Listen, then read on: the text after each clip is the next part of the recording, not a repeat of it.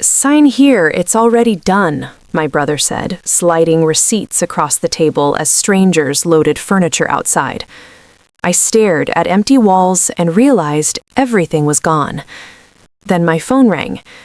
"My name is Danielle Brooks. I'm 37 years old and I work as a logistics coordinator for a regional shipping company. I'm not the flashy one in my family. I never was. I grew up in a modest home filled with heirlooms my grandparents left behind. People who built something real from nothing with their own hands and their own sacrifice. Everyone in the family knew me as the quiet, responsible one.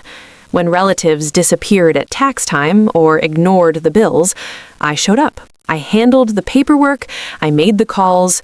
When my mother got sick, she was widowed, and the illness was long and slow and brutal. I managed her medical care, her finances, her household, every receipt, every payment, every account. My siblings called me controlling. They said I was obsessive about receipts and signatures. They said I needed to relax. I drove an old car. I kept my apartment simple. I saved carefully and avoided debt. To them, that meant I had no ambition and no power. But I had something they never thought to check. I had legal access to every financial account tied to my mother's estate. I had the records. I had the knowledge. I wasn't rich or glamorous, but I had something they didn't expect. And they were about to find out exactly what that was. If you've ever been the responsible one everyone blames when money gets tight, subscribe. Share your story if you've watched others spend what you protected. Click like or hype if you believe accountability matters, even inside families. I arrived at my mother's house on a Tuesday morning and stopped cold in the driveway. A moving truck was backed up to the front door. Two men I had never seen before were carrying out the oak sideboard my grandfather built by hand in 1962. Another man followed with a box of jewelry, my mother's jewelry, wrapped loosely in newspaper. "What is happening?" I said out loud, though I wasn't sure anyone heard me. My brother Devin came out of the front door with his hands in his pockets, relaxed, almost bored. He told me they had liquidated the assets. He used that word, liquidated, like he was reading from a business manual. He said they needed to settle outstanding debts and divide the proceeds quickly before estate proceedings got complicated. Complicated, that was his word for doing things legally. My sister Priya appeared behind him and told me the house was already listed. Buyers were scheduled to tour it that afternoon. She said it like she was sharing good news. I told them this was wrong. There had been no probate filing, no legal approval, no formal inventory of the estate assets. None of the required process had been followed, not one step. Devin shrugged. "You're not the executor, Danielle. Stop acting like a boss." A neighbor across the street stood on her porch watching. Two others slowed their cars. I could feel the heat rising in my face, but I stayed still and I looked at the forms Devin had thrust toward me. Authorization documents. My name was typed on them, but I had not signed them. I had never seen them before in my life. Then my phone buzzed. Once, twice, 3 times. Bank alerts. Large transfers moving out of the estate accounts I co-managed alongside my mother before she passed. Thousands of dollars, moving fast. My hands were steady, but my chest felt hollow. I looked at the empty living room walls and understood exactly what was happening. The locks on the online banking portal had already been changed by the time I tried to log in that evening. New passwords. My access gone.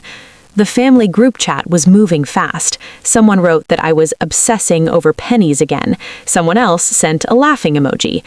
Devin wrote that everything had been handled and that people needed to stop worrying. I was not mentioned by name, but I was the only one not laughing. Then my aunt, my mother's sister, a woman I had driven to medical appointments for years, called several relatives to tell them that I had approved the asset sales, but was now backtracking, that I'd had second thoughts and was stirring up trouble. That version of events spread through the extended family within hours. By Thursday, 2 of my cousins posted online. They talked about fresh starts, about new chapters, about the inheritance funding opportunities they were excited to pursue. No one said my mother's name. On Friday, a letter arrived at my apartment, typed, formal, signed by a family attorney I had never met. It demanded that I sign retroactive approvals for all the asset sales that had already taken place. It stated that if I refused, I could be held liable for tax penalties resulting from the unauthorized transfers. They were trying to make me the problem. I sat at my kitchen table for a long time that evening. The apartment was quiet. The street outside was quiet. I thought about my mother, about the years I spent keeping every record, filing every document, making sure nothing fell through the cracks, while everyone else stayed comfortable and distant. Then I opened my laptop and started working. I pulled receipts from 3 auction houses. I found online listings for pieces I recognized: my grandmother's writing desk, a set of hand-painted plates from Portugal, my grandfather's watch. I began building a timeline. I wrote down every date, every transfer amount, every item I could identify. They thought I was powerless. They thought speed was their protection. What they didn't know was that I had access to every transaction log connected to those accounts. When my mother's condition worsened 2 years ago, I set up dual authentication on all the estate accounts. I did it to protect her. I added automatic audit trails, a feature most people never bother to activate, that recorded the IP address, timestamp, and device ID behind every single login and every single transfer. Those records were stored in a cloud backup I controlled. They were not on the family computer. They were not on Devon's phone. They were mine, and they were untouched. When I pulled the logs, I found the transfers had been submitted from devices I had never owned: a cousin's laptop, a phone registered to Devon's wife. None of the approvals came from me, which meant every document bearing my name was forged or fraudulently submitted. There was something else. The heirlooms had been sold fast, yes, but they hadn't been sold at random. They went to buyers connected to relatives' associates, below market value, quietly. This wasn't panic selling driven by grief or financial pressure. This was coordinated, planned, organized. I closed the laptop and sat back in my chair. I felt something settle inside me, cold and clear and certain. I had a plan they never saw coming. The next morning, I called the one person I trusted completely outside my family, my former supervisor at the shipping company, a retired compliance officer named Mr. Reynolds. He was meticulous, serious, and he did not waste words. I told him everything. He listened without interrupting, which was one of the things I had always respected about him. When I finished, he was quiet for a moment. Then he said, "Danielle, what you're describing has a name.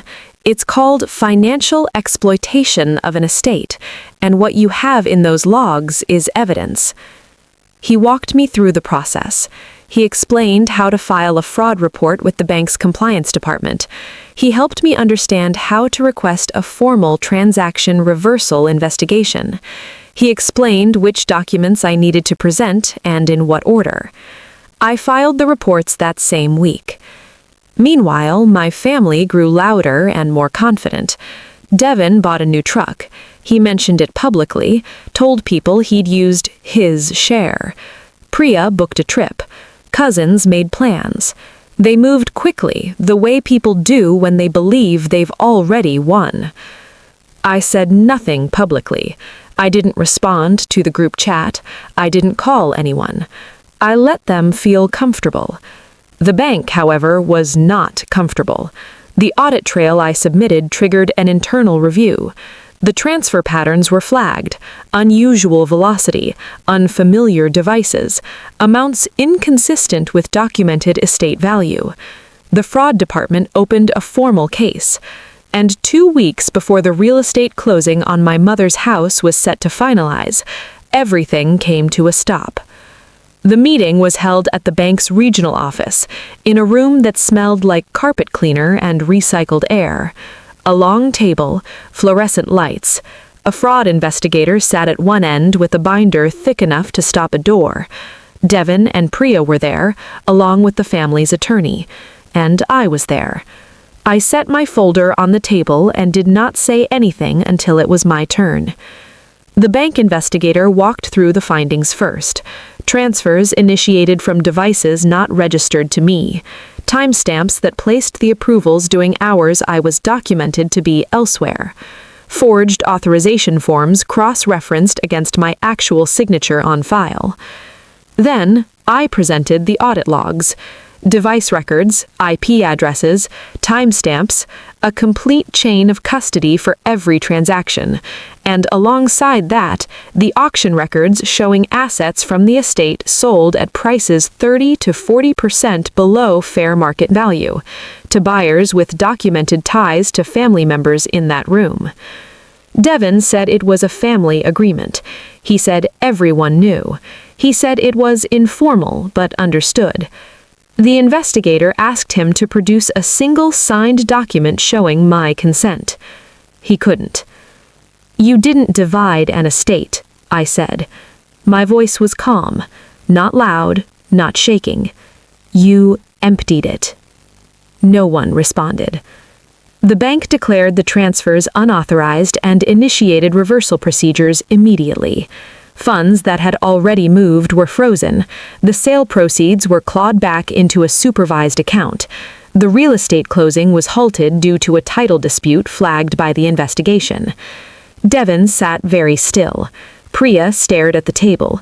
The attorney gathered his papers without speaking.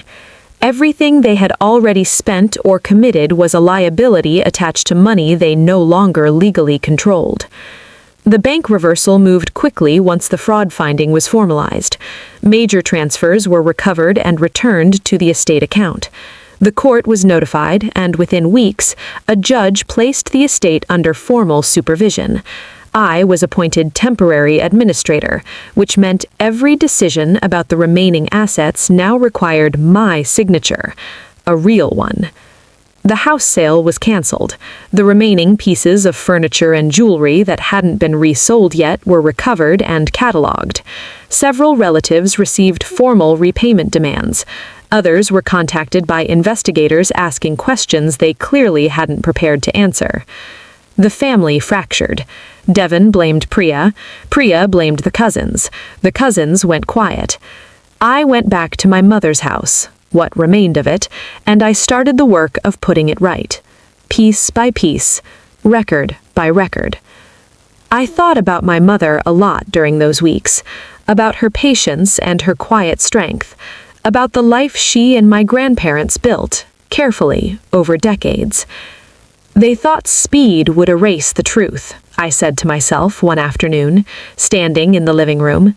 But records remember everything.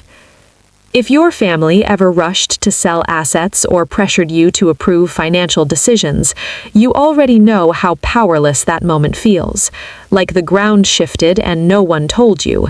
Like accountability is only for the people who weren't fast enough to act first. Share your story in the comments. Tell me how you protected what mattered, or tell me what you wished you'd done differently. Subscribe to connect with others learning to stand firm against financial pressure inside their own families. Click hype to help this story reach the people who need it most. Did this story hit home? Let me know by liking the video and sharing your thoughts in the comments. Click hype to help this story find others who felt the same way. Your support makes a huge difference.